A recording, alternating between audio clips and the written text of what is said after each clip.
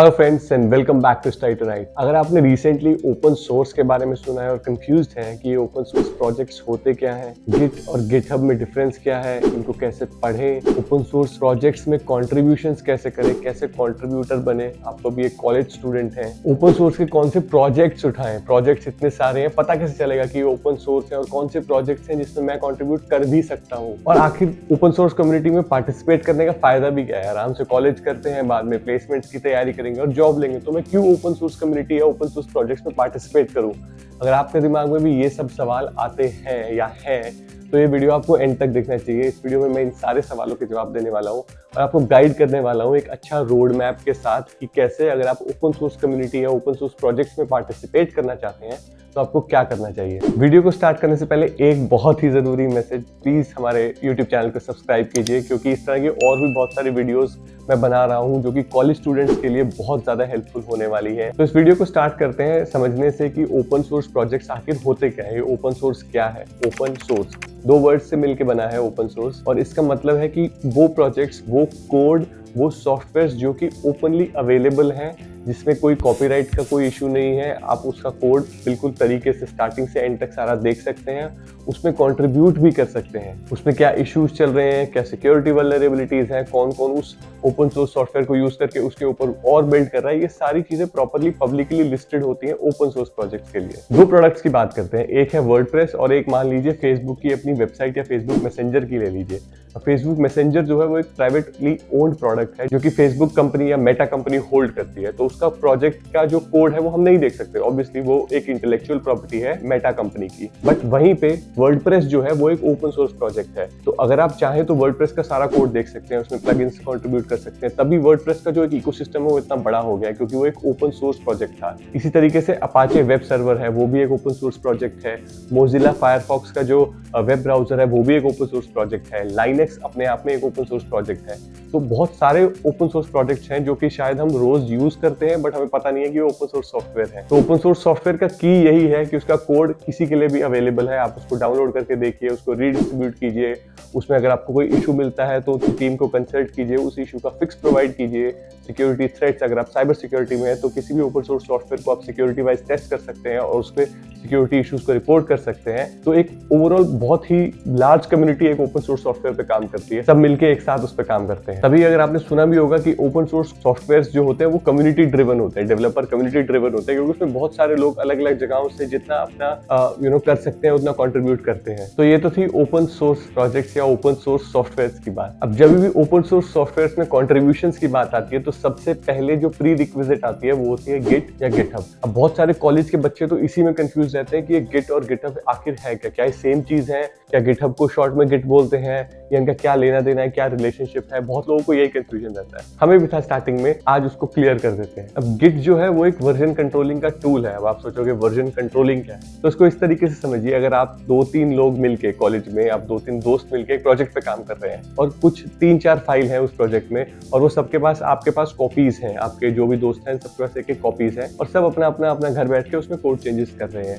तो आपके लिए कितनी बड़ी मुसीबत होने वाली है जब सेम फाइलों में 2 लोगों ने कोड चेंज कर दिया है, तो उसको मैच करना कि किसका कोड चेंज कैसा है और उनको एक साथ एक बार मर्ज करना ताकि एक फाइनल कॉपी बन जाए। और अगर आपको फॉर एग्जांपल किसी अपने फ्रेंड का कोई कोड चेंज पसंद नहीं आता तो उसको रिमूव करना, आपको 1 बाय 1 लाइन बाय लाइन सारा रिमूव करना पड़ेगा। तो ये तो बहुत मेहनत है, और सोचिए 3 लोगों में इतनी मेहनत है, अगर 10 या 100 या 1000 लोग एक प्रोजेक्ट पे काम कर रहे हैं तो क्या होगा। तो गिट एक वर्जन कंट्रोल टूल है जिसमें आप एक प्रोजेक्ट के अलग अलग वर्जन, उसकी सब फाइल्स के अलग अलग वर्जन्स को मेंटेन कर सकते हैं, और उसमें जब भी कोई कोड चेंज होता है तो उसका करने का तरीका होता है कोड को कमिट करना। तो ये जब भी आप थोड़ा बहुत गिट के बारे में सीखेंगे तो बेसिक गिट की कमांड्स होती हैं, गिट कमिट है, गिट पुश, पुल, मर्ज, रीबेस, फेच, इन सब के बारे में आप थोड़ा बहुत गूगल सर्च करेंगे, आप सीख जाएंगे। तो मोटा मोटा ये समझना जरूरी है कि गिट एक वर्जन कंट्रोलिंग टूल है जिसको यूज करके आप एक कोड को अच्छे से मैनेज कर सकते हैं, उसके अलग अलग फाइल्स के वर्जन, उसमें क्या चेंजेस हो रहे हैं, किन चेंजेस को रखना है, अगर सेम फाइल में मल्टीपल लोगों ने चेंजेस कर दिया उसको मर्ज कैसे करना है, ये सब आप बहुत अच्छे से मैनेज कर सकते हैं। अब गिट जो वर्जन कंट्रोल टूल है वो एक कमांड लाइन से चलता है, जो मैं कमांड्स बता रहा था, जो कि आपने देखी भी होगी, गिट की कमांड्स है पुश पुल एटसेट्रा, ये सब कमांड्स आपको कमांड लाइन पे चलानी पड़ती है और ये कमांड्स चलती है एक रेपोजिटरी पे। Repository is nothing but a directory in which the code is stored, तो वो आपके लोकल कंप्यूटर पे होगी। और आपके लोकल कंप्यूटर पे वो है, आप उससे गिट कमांड से भी अगर उसको मैनेज कर रहे हैं तो भी बाकी लोग जो है उस रेपोजिटरी में या उस डायरेक्टरी में कोड कैसे पहुंचाएंगे, वो आपको ईमेल करा करेंगे, आप उसमें डाला करोगे, तो वो तो बहुत मेहनत है। तो उसका एक बेटर सोल्यूशन क्लाउड पे निकाला गया कि हाँ, एक क्लाउड पे एक वेब एप्लीकेशन बनाते हैं जो कि क्लाउड पे होस्टेड होगी, जिसमें टीम रिमोटली बैठ के भी एक साथ अपनी जो गिट का जो मेन सोर्स कोड है, जो रेपोजिटरी है, उसको मैनेज कर सकते हैं और उसमें कॉन्ट्रीब्यूशंस कर सकते हैं। तो GitHub is nothing but a web application जो कि गिट को क्लाउड पे ले आया। अब जनरली आपने देखा होगा कि जब भी कोई गिटहब या गिट यूज करता है तो बहुत सारा कमांड लाइन पे काम होता है, बट अगर आपको वो चीज पसंद नहीं है तो सोर्स ट्री एक बहुत ही जबरदस्त बिटबकेट ने बनाया है। जैसे गिटहब है वैसे बिटबकेट भी एक क्लाउड होस्टेड गिट की सर्विस है।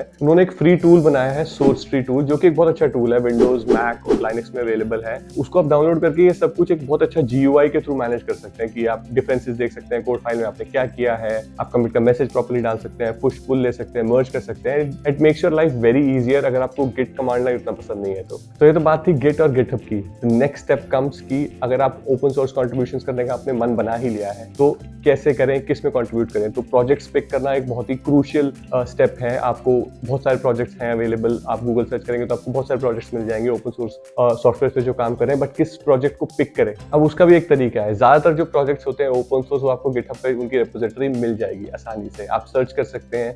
हर प्रोजेक्ट में क्या होता है कि प्रोजेक्ट का पूरा कोड बेस रहेगा जो कि आप आसानी से पुल कर सकते हैं और उसमें कुछ कुछ इश्यूज रहते हैं। मेन जो कंट्रीब्यूशन होता है ओपन सोर्स प्रोजेक्ट्स में वो इश्यूज को सॉल्व करके होता है, क्योंकि देखो सॉफ्टवेयर या जो भी प्रोजेक्ट है वो बन चुका है, उसकी इंप्रूवमेंट्स चल रही हैं, तो उसकी इंप्रूवमेंट्स में आप पार्टिसिपेट करेंगे। जो हम बोलते हैं ओपन सोर्स कंट्रीब्यूशंस, तो दैट मींस जो भी ये प्रोजेक्ट बना हुआ है उसमें इंप्रूवमेंट्स जो हो रही हैं उसमें आप पार्टिसिपेट करेंगे, कंट्रीब्यूट करेंगे, तो वो जनरली इश्यूज के थ्रू होता है। तो गिटहब पे एक इश्यूज की टैब होती है हर रिपोजिटरी में, जिसमें जाके आप इश्यूज देख सकते हैं। बहुत सारे अलग अलग लेबल्स होते हैं, बट एक स्टैंडर्ड लेबल है जो कि फर्स्ट टाइम कंट्रीब्यूटर्स के लिए बनाया गया है और जो बहुत सारी कंपनीज फॉलो करती हैं, वो है गुड फर्स्ट इशू। तो आप गुड फर्स्ट इशू से सर्च कर सकते हैं कि कौन से इश्यूज ऐसे हैं जो कि फर्स्ट कंट्रीब्यूटर्स के लिए लेबल किए गए हैं, उनको आप पिक कर सकते हैं। आप चाहे तो गिटहब सर्च को यूज करके एडवांस सर्च में जाके आप प्रॉपर्ली सर्च कर सकते हैं कोई भी प्रोग्रामिंग लैंग्वेज जो आप पिक करना चाहें, जिसमें आप कंट्रीब्यूट करना चाहेंगे, जो आपको अच्छे से आती है, और उसमें आप लेबल भी प्रोवाइड कर सकते हैं इश्यूज का, good first issues, so that you see only the good first issues. और उससे आप रेपोजिटरीज को भी देख सकते हैं, उनको एक्सप्लोर कर सकते हैं। तो ये भी एक अच्छा तरीका है ढूंढने का कि कौन सी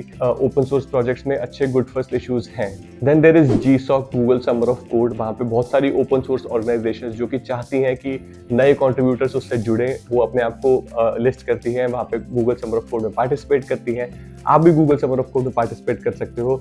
मेरे एक अलग से वीडियो है जिसमें मैंने गूगल समर ऑफ कोड के बारे में बात करी है, आपको वो वीडियो देखनी चाहिए if you are interested in that. But इस वीडियो में ओपन सोर्स की बात करते हैं। तो ओपन सोर्स ऑर्गेनाइजेशंस के बारे में आप गूगल समर ऑफ कोड से भी देख सकते हैं। उसमें आपको एक लिस्ट मिलेगी ऑर्गेनाइजेशंस की जो गूगल समर ऑफ कोड में पार्टिसिपेट करती हैं हर साल, तो वहां से आपको एक आइडिया मिल जाएगा कि कौन सी अच्छे ओपन सोर्स सॉफ्टवेयर्स हैं। एक बार आपको ये ऑर्गेनाइजेशंस मिल गई है, आपने प्रोजेक्ट शॉर्टलिस्ट कर लिए, तो फर्स्ट कॉन्ट्रीब्यूशन पहली बार जब आप उसमें कॉन्ट्रीब्यूट करेंगे तो उसमें थोड़ा सा हेजिटेशन रहता है। तो उसके लिए गिटहब पे एक बहुत जबरदस्त रेपोजिटरी है फर्स्ट कॉन्ट्रीब्यूशंस करके, जिसमें कि सारी चीजें अच्छे से लिस्टेड है कि जब भी आप पहली बार किसी भी ओपन सोर्स सॉफ्टवेयर में या प्रोजेक्ट में कंट्रीब्यूट करते हैं तो क्या स्टेप्स आपको फॉलो करने चाहिए और क्या स्टैंडर्ड्स आपको पता होने चाहिए और आपको फॉलो करने चाहिए, तो वो आपको जरूर देखना चाहिए। And if you are unable to find a perfect project for yourself, तो upforgrabs.net करके भी एक वेबसाइट है जहाँ पे कि सारे प्रोजेक्ट्स लिस्टेड होते हैं, जिसमें फर्स्ट टाइम कंट्रीब्यूटर्स के लिए अच्छे easy to start issues listed होते हैं और ऐसी रिपोजिटरी के प्रॉपर URLs और डिस्क्रिप्शंस रहते हैं जिसको आप उठा सकते हैं अगर आप नए कंट्रीब्यूटर है ओपन सोर्स कम्युनिटी में। अब अगर आपने कोई प्रोजेक्ट को शॉर्टलिस्ट कर लिया और उसमें कंट्रीब्यूशन स्टार्ट कर दिए, आपको कोई इशू दिखता है और आप सोच रहे हैं कि उसका सोल्यूशन आपको पता है और आप वहाँ पे कमेंट पोस्ट करते हैं कि हाँ यार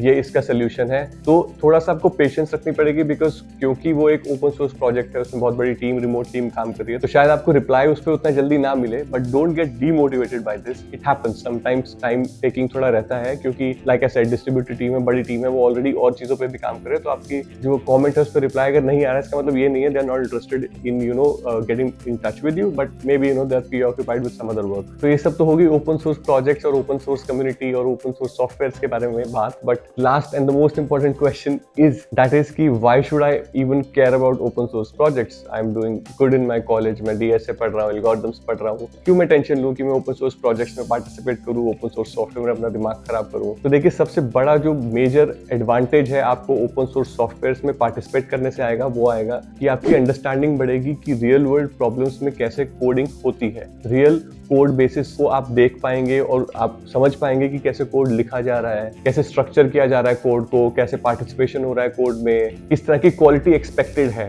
उसके बाद नेटवर्किंग, दूसरा सबसे बड़ा फायदा नेटवर्किंग का है, क्योंकि आप कॉलेज में रहते हुए इन कंपनीज के एम्प्लॉइज के साथ बात कर पाओगे, कॉन्ट्रीब्यूटर्स के साथ बात कर पाओगे। उससे अच्छी बात और क्या हो सकती है। आईटी इंडस्ट्री में सबसे इंपॉर्टेंट चीज होती है नेटवर्क बिल्ड करना, अलग अलग लोगों के साथ बातचीत करना, एक एसोसिएशन क्रिएट करना अलग अलग इंडस्ट्री के एक्सपर्ट्स के साथ, जो कि आपको इस इंडस्ट्री में ग्रो करने के लिए बहुत ज्यादा फायदा पहुंचाएगा। और अगर आप ये चीज कॉलेज से स्टार्ट कर सकते हैं तो उससे अच्छा और क्या हो सकता है। इन ओपन सोर्स सॉफ्टवेयर में जो भी कॉन्ट्रीब्यूटर्स काम कर रहे हैं, आप उनसे बात करने का आपको मौका मिलेगा, रेगुलरली उनके टच में रहने का मौका मिलेगा। जब आप अपनी एजुकेशन को कंप्लीट कर लेंगे तो हो सकता है इनमें से ही कोई ऑर्गेनाइजेशन आपको हायर करना भी चाहे या आपको इंटर्नशिप देना चाहे, या अगर आप किसी कॉन्ट्रीब्यूटर के साथ अच्छा रेपो बिल्ड हो गया तो शायद वो आपको कहीं और रेफर करना चाहे। तो बहुत फायदे हैं नेटवर्किंग के अगर आप ओपन सोर्स प्रोजेक्ट्स या सॉफ्टवेयर में काम करते हैं। साथ साथ अगर आप अपने कॉलेज के प्लेसमेंट्स में ही बैठते हैं तो भी आपको प्रोजेक्ट्स के बारे में चिंता करने की जरूरत नहीं। अगर आपने ओपन सोर्स प्रोजेक्ट्स में पार्टिसिपेट किया है so you don't have to worry कि रेज्यूमे में क्या प्रोजेक्ट्स मेंशन करें, because you have enough contributions to display अपनी गिटहब प्रोफाइल पे। तो अगर आप ओपन सोर्स सॉफ्टवेयर में कंट्रीब्यूशन करना स्टार्ट करना चाह रहे हैं, आपने मन बनाया है, तो I would strongly push you to go ahead and start with it. Because जब हम कॉलेज में थे तो शायद उतना ज्यादा अवेयरनेस उसके बारे में नहीं था, but later in my career while doing job I started doing this कि थोड़े थोड़े ओपन सोर्स प्रोजेक्ट्स जो है उसमें पार्टिसिपेट करें, कुछ जितना भी कंट्रीब्यूशन कर सकते हैं करें। And trust me it's very fun to work with different teams, very fun to work with people with different mindsets, जो कि अलग अलग तरीके से एक प्रोजेक्ट पे एक साथ मिलकर काम करें। It's very fun. और जब भी आप कोई कंट्रीब्यूशन करेंगे और वो एक्चुअली में एक्सेप्ट हो जाएगा तो उससे बड़ी सेटिस्फेक्शन की फीलिंग कोई और नहीं हो सकती। अगर आपको ये वीडियो अच्छी लगी और आप चाहते हैं इस तरह की और वीडियोस भी हम बनाएं और आप तक पहुंचाएं तो प्लीज हमारे चैनल को सब्सक्राइब कीजिए, अपने सजेशंस शेयर कीजिए हमारे साथ कमेंट सेक्शन में, and like this video, share it with your friend, and if you think कुछ मिस हो गया तो please share with us, and see you in the next video.